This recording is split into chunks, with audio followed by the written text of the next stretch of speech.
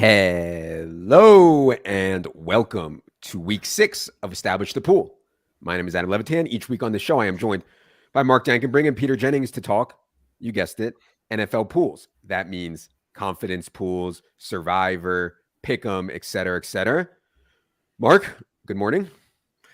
Morning, Adam. A little bit of a rough week 5, so looking to bounce back in here in week 6. Let's get after it. Not for me, buddy. We'll get into that in a second. Peter, how's it going?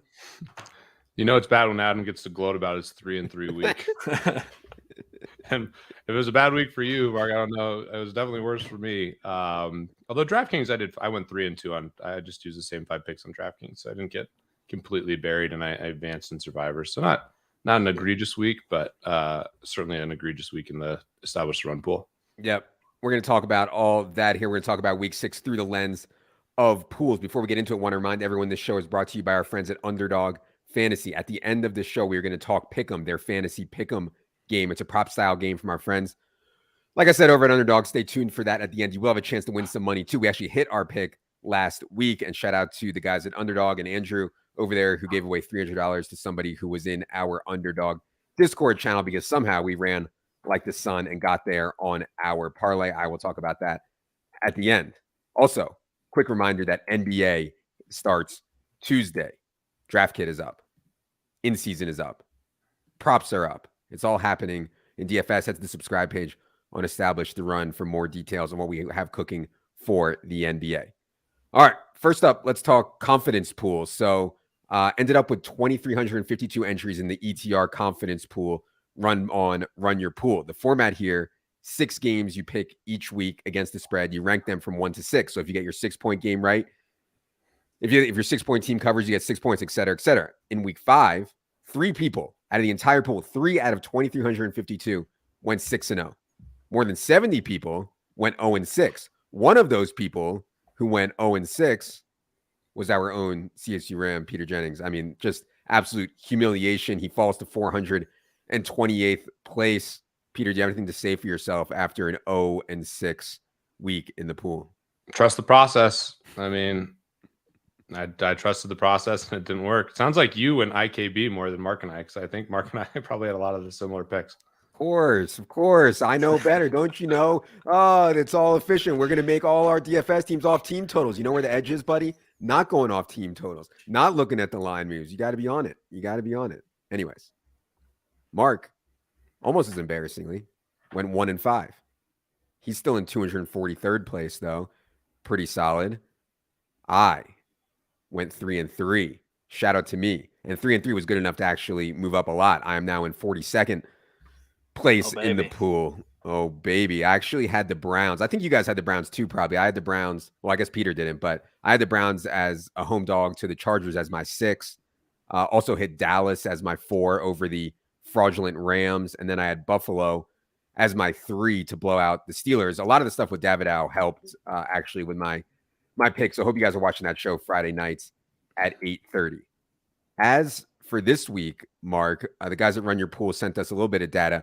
The top 5% of pickers on Run Your Pool, early picks are in. They're on Cincinnati -1.5 and Detroit +3.5. Both of those surprised me a little bit, and I think we kind of get this data early. I'm not sure how sticky it's going to be, but you see here there is a little bit of movement from the Bengals playing at the Saints. You know, these road favorites is kind of like what the public likes. Anyways, then let me see if I can find Detroit here. I did not expect Detroit.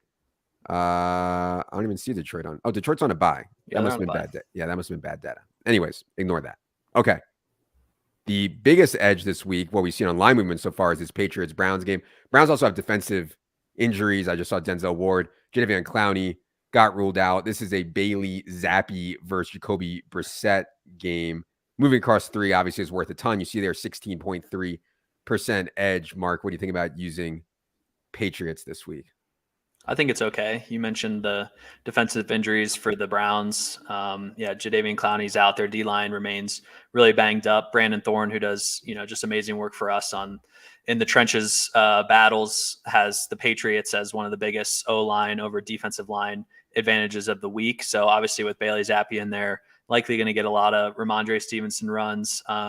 But I do think there is some more fragility on the Patriots side with Damian Harris out. If anything were to happen to Ramondre, they're kind of going to these, like Kevin Harris and JJ Taylor, guys who really haven't played any snaps all year. So some fragility there.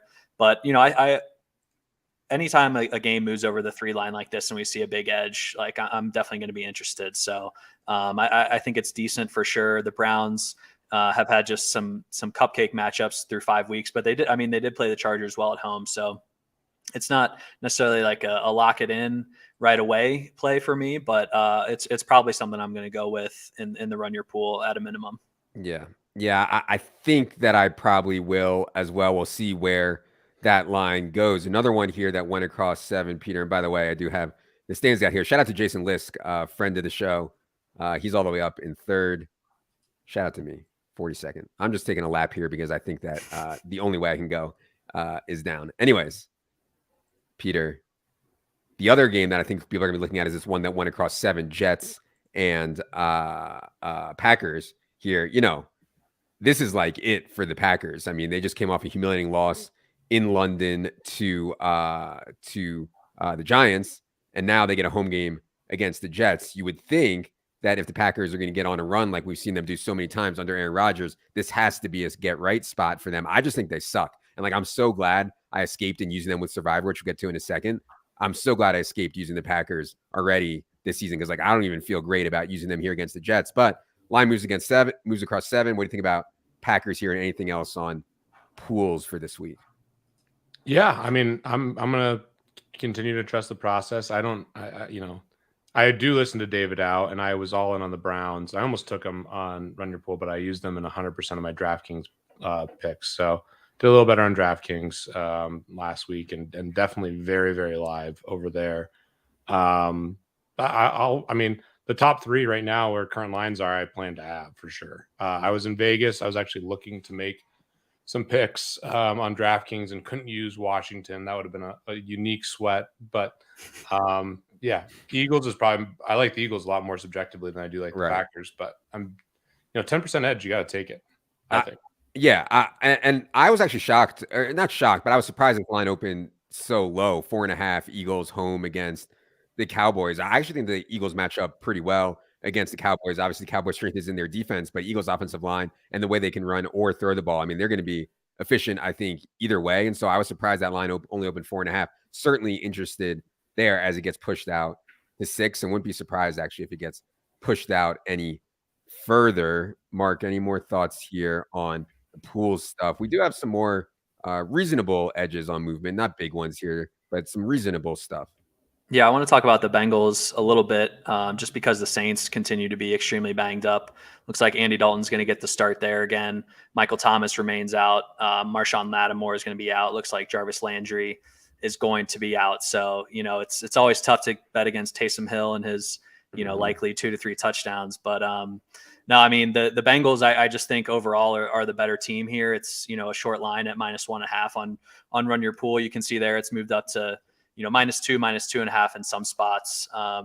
So I just, I think betting on the Bengals here and a bounce back is a decent spot. Obviously on the road isn't great. I don't know. I'm curious your guys' thoughts there and your confidence level in the Bengals. Yeah, I think the Bengals have just kind of run bad this season. They've been close. They've been inside the 5-yard line. They failed so miserably in the red zone so many times. And I think that they are going to start being more efficient offensively going forward. Road favorite is not my favorite place to live at all.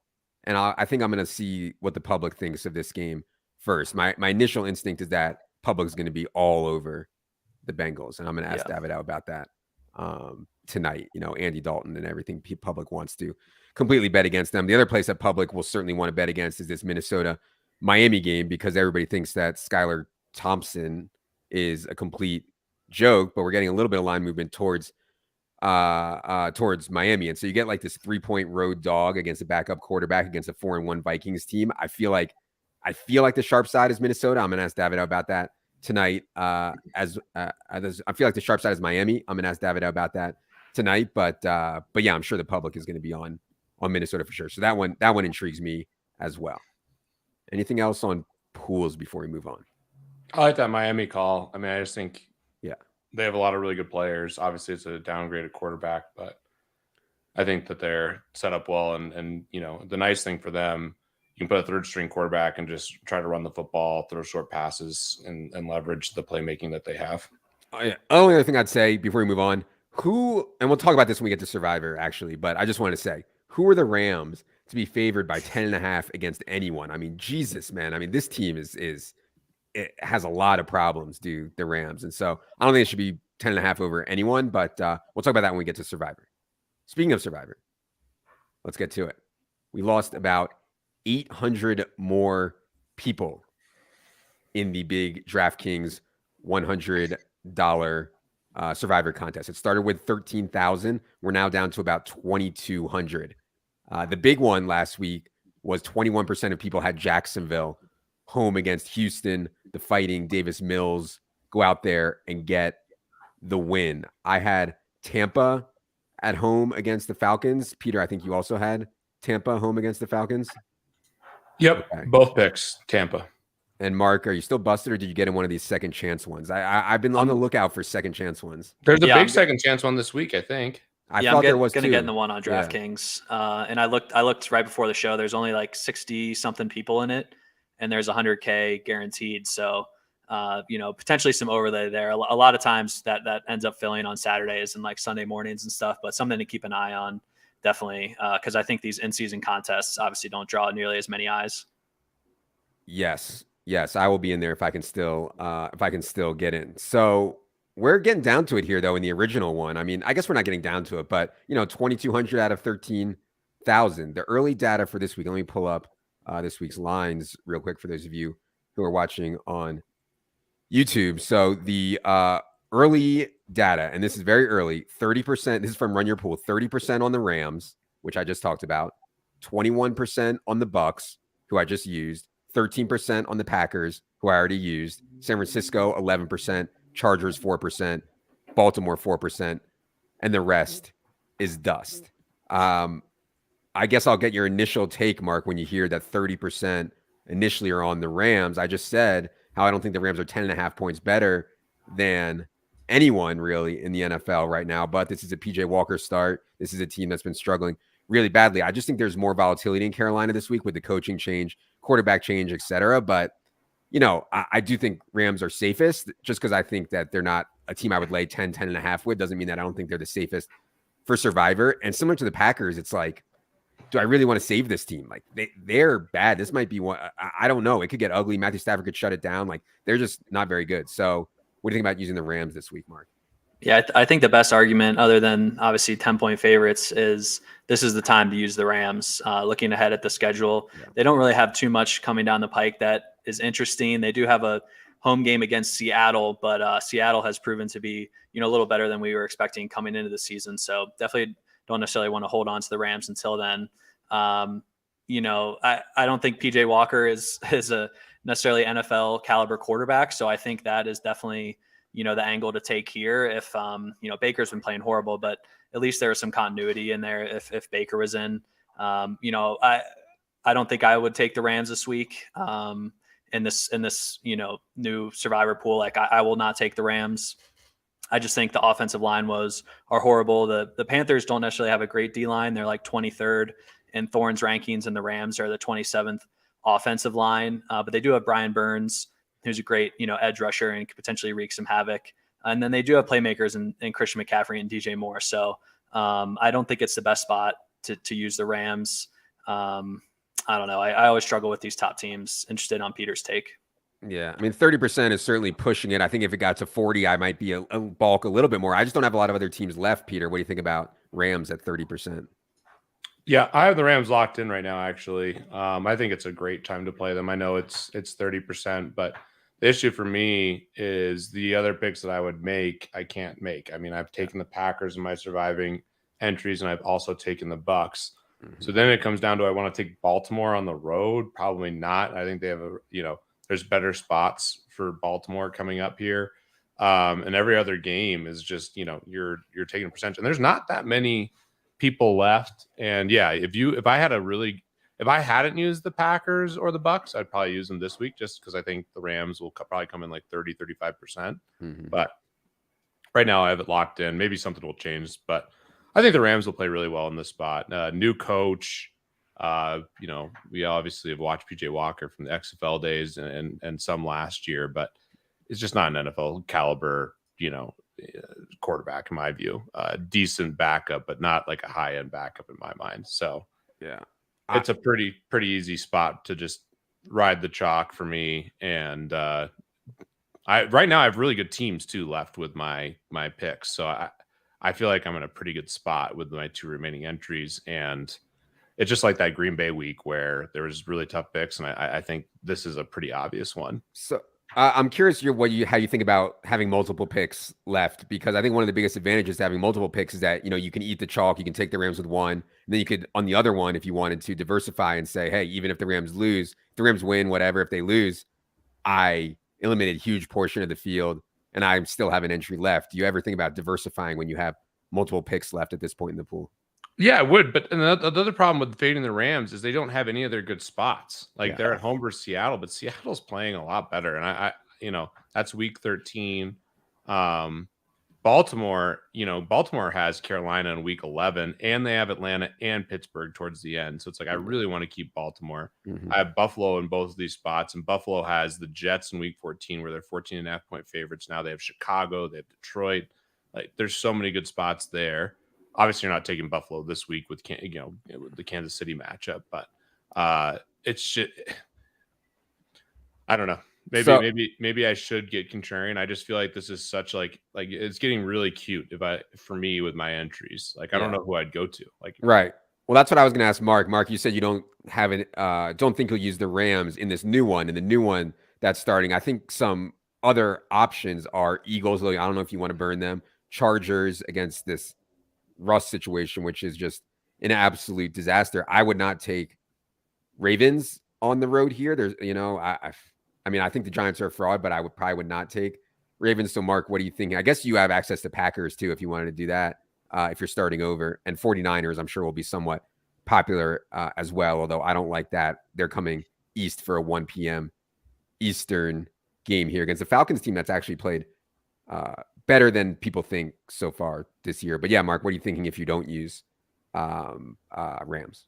Yeah, the Eagles are not going to get picked at all. And obviously they have a lot better spots coming up in their schedule. We think they're one of the best teams in the league, and they do have more favorable matchups. But on a week where no one's picking them, I think that's an interesting play. Obviously the line has moved towards them. I think, the Cowboys have obviously run hot a little bit with Cooper Rush and in their play. And so I'd be interested in the Eagles. Peter definitely makes a great point. I'm kind of thinking more about potentially taking the Rams, or especially if I do multiple entries, I'll probably use them in a couple. The Packers, I think are okay. I don't know. I think the Jets are, pretty much as healthy as they're going to get at this point, and have played well. Some softer matchups in the most recent weeks for them, but yeah, I think Eagles and then Chargers. I think I want to bet against the Broncos kind of as much as possible until they prove that they figured, at least anything out. So I think Eagles and Chargers are decent, but it is a little tough to burn them just with some better spots, upcoming on their schedule. Yep. Yeah, the Eagles have a really good upcoming schedule. They have the bye next week, and then you get Pittsburgh at home, where they're currently 13-point favorites, Houston and Washington. So I don't feel great about burning the Eagles. And the new pool, I'm not going to use the Rams. I'm going to use a bunch of the Packers, I think, because I don't love the Packers going forward. And I think this is a really, really good spot. I mean, this is the game they're favored by the most outside of week 18. Currently, they're favored by 9.5 in Detroit, but you don't take spreads into account at all for week 18, given how much uncertainty there is with the last week of the season. So I really like the Packers if you're starting over. If I had the Packers available, I might go Packers over Rams on my current entries. I don't know. That I get the Packers have been bad, but this is such a good spot, and I'm fine betting on Aaron Rodgers in a do or die game. I would encourage people to keep an eye on the pick percentages. If you go to ESPN throughout the weekend, they do show you what percent of people are taking what teams in their eliminator, which is another term for their survivor. Right now, like I said, on Run Your Pool, 13% on Packers, 30% on Rams. All right. Let's go to Underdog, Pick'em. So, Underdog has these Pick'em games. It's like fantasy style, but you just pick 2 to 5 overs or unders on players. And you get paid out if they hit. Essentially, subscribers, we do have the table up on Establish. The run on Saturdays will drop in our projections so you can see how we project things versus Underdog's lines. But basically, each week, myself, Peter, Mark, we pick one leg of a 3-teamer. Here on the show, if it hits, the guys at Underdog are going to go into the Underdog channel in our Discord, randomly pick one person to win the 100. If we lose, it will roll into next week. So we lost in week 1. We actually started this in week 3. We lost in week 3. We lost in week 4. But in week 5, Mark got us going with Gabe Davis over 45 yards. That was Peter. No. Peter got us going. Don't give the. I never take overs. Let me get my. I went 0-6. Let me gloat here for a second. I won in the fucking first play. Was it the first play? It was the first drive. It was I think it was the first. Or actually, I had multiple plays that could have just got me over. I mean, I don't even. I had multiple long touchdowns. So I got confused because Mark did make a call on our rest of season top 150 show before last week that the biggest buy of the week was. Imagine being all in on Gabe Davis and still losing money in DFS. Oh yeah, of course. All in, of course. Anyways, Gabe Davis over. I had Kareem Hunt under 49.5, which I think hit by like the skin of our teeth. And Mark, I think this was Josh Allen under rushing yards, 42 Josh Allen under rushing yards. And he finished with 42 after it was looking like it was going to cruise, and then it was a like 3rd and 6 play. He scrambled for 20 something yards, and thankfully it was ruled with 42 total rush yards. Right. So we got there. Listen, don't let people tell you half yards and yards don't matter, man. We got there twice on last week by a yard or a half yard. All right. So we're going to go ahead and build a pick'em entry here. Be sure you're in the Underdog channel of the Discord hanging out here. Mark, if you're ready, I'll let you go first. For sure. Yeah. So I'm going to take Leonard Fournette under 15.5 rush attempts. This line is actually at 14.5 on most of the major books. So interesting that Underdog still has it up at 15.5. At ETR, we project just under 15. And the Bucs have just been absolutely throwing the ball like crazy since Chris Godwin got back. Obviously, in that Chiefs game, they were down early, so we're forced to throw about 90% of the time, but still about a 17% pass rate over expectation clip in that game. And then against Atlanta, who they were up multiple touchdowns, 2 scores, up 21-0 at one point, still threw the ball about 70% of the time and had an even higher pass rate over expectation at 18%. So I think, it's clear with Brady and his weapons back, they just want to throw the ball a ton. And then Rachaad White continues to mix in a lot as well for the Bucs. So, even if they build a massive lead, I could see them kind of icing the game here with Rachaad White. So I think there's multiple paths here to Fournette going under. Yeah, I dig it. And you get some of these bloated rush attempt numbers when the assumption is that the Bucs are be playing from lead a ton. Doesn't always happen like that. And also the Rachaad White stuff. I mean, they clearly want to get him more. So, yeah, I think that trends well. Peter, if you're ready, go ahead. I got my pick. I'm just checking. Have we heard anything on Saquon's shoulder? I assume he's fine. Yeah, I think he's going to play.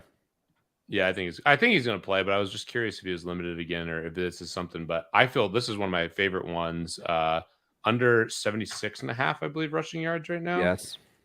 Yeah, I mean, that's an egregious line based on the current market. Everyone else is at 71.5. FanDuel points bet, I guess, are a little bit higher, but I love the under here. A little banged up. He's been great. I get it, but I mean, you just got to key in on stopping the run if you're playing against the Giants. I know Daniel Jones is running too, which is helping him a bit, but this is just too high of a line, especially for the median. And I think that this could be a game where the Ravens just destroy the Giants. I mean, I know that the line doesn't suggest that, but I think there's, a good percentage of the outcomes where the Ravens get out to a pretty big lead, and that's going to be a lot more receiving yards for Saquon. So I think the under on his rushing yards is pretty sharp. Okay. Nice. It looks like he was limited today in practice, but no injury designation. Yeah. So just like play. He'll play, I'm sure. It's just, this is a classic under. Breaking news into the show. Cam Akers has been ruled out. And so, I don't normally do this kind of steam chasing stuff. But I was going to take the Darrell Henderson stuff, but it's already off the board. Underdog guys are too fast. Darrell Henderson stuff is off the board. But yeah, if you are grinding news, I have on my phone here alerts. In other words, Schefter, Rap Sheet, the Underdog NFL account, Glazer. So if you are grinding this stuff, and we're not betting this stuff for our props for ETR, but if you're grinding this stuff hard, I mean, you see Akers is out, you probably have 2 to 5 seconds to get in there and fire some Darrell Henderson unders. I mean, obviously that's a printing press. Okay. I mean, some Darrell Henderson overs. I'm sorry. For my selection, I actually had 2, but I'm going to go to one that I almost took last week, didn't end up taking it. I'm going to go back to Tyler Algier under 46.5 rush yards. I mean, this is a brutal matchup against San Francisco. San Francisco's defense has been absolutely lights out all over the place, but particularly against the run. And Caleb Williams and Avery Williamson are still mixing into this backfield. So a 3-man backfield on the Falcons against its 49ers front and 46.5 yards. I mean, that's really high, in my opinion, for Algier. We do have him projected, I believe, around 47 or 48 rushing yards. So we're kind of in line here. But as always, you guys know me. I like to IKB. And I think we also already took a Saquon bet. Didn't we take Saquon over receptions already, Mark? Yeah, we took his over 3.5 receptions. Yeah, I think the line is 4 on Underdog, which makes it tough. Yeah. And then we also took his under 19.5 rush attempts. Right. So we're kind of in line with Peter here on the Saquon rush unders. Yes. I didn't see that at all, but you guys are speaking my language. Yes. We bet under 19.5 rush attempts minus 125. Our projection on Saquon Barkley rush attempts here is 17.3. What do you guys have for rush yards? I know there's a lot of stuff, but just curious. It was like right at the number, I think, right around 75, 76. Yeah. Ooh. Yeah. Ooh. We have 17.3 carries for around 75 yards. Yeah. That's all mean, though, right? Correct. That is correct. Mean. All right. That feels better. I think anytime the rest of the market is in the low 70s, I think that's a great one to pick. Yeah. I mean, everyone's at 71.5. I mean, Yeah. it's the same thing. Adam talked about it before, and I know obviously there's a bunch of great stuff at ETR. You guys have done an incredible job. The market's gotten a bit more efficient, but broadly, I still think there's a ton of value on just unders of these superstars. Mm-hmm. Yep. Yeah, and sometimes if you wait till closer to game time on the true superstars, it does creep back up on the true superstars. Like some of the cup stuff, we bet an under, and it'll come back if we take a cup under. If you take an under on Tyler Algier, I got bad news. It's not coming back. Okay. Real quick, can we just talk about this for a minute, because I know that we're doing the underdog stuff here, but to me, one other interesting thing, especially with how much influence ETR is having on the prop market now, is like you can kind of wait for the other side in some of these spots too. Yeah. So that's just another thing to be thoughtful about if you were betting props or watching some of this stuff. And we've seen this with some of the sharp, like Right Angle Sports and some of these other books where you can actually bet the other side because there's so much movement and people just ignore price. Right. So don't just blind, like if you miss out on the prices, obviously there's a threshold, but sometimes it can swing so much the other way because people are just blindly going with it without considering the price. 100%. It goes so far to the point where we would take the other side, and like, Rufus has talked about this on his golf stuff. Sometimes he bets a matchup and it moves so far that he wants to bet the other side of the matchup after it moves so much. So yeah, certainly something to be aware of. All right. That's going to do it for week 6 of the Pool Show. I'll be back with Davidow tonight at 8:30. I'll ask him a bunch of questions that I have for my personal stuff for the Pick'em Pool and for Survivor. I think he's given some good alpha the last few weeks too. It's certainly been a lot of fun. Also tonight, I will be with Wiggins and Silva for Establish the Show. Who grinds harder than Adam? Team play the best. Harder. It's easy. We just play the best plays, and you drink the GPP Bro Tears. It's an easy game. Just show up and play the best plays. The GPP Bro Tears. This guy's on video 25% of his waking hours. It's impressive. All right, for Peter, for Mark, I'm Adam. Good luck, everybody. Let's get out there and survive and Survivor once again.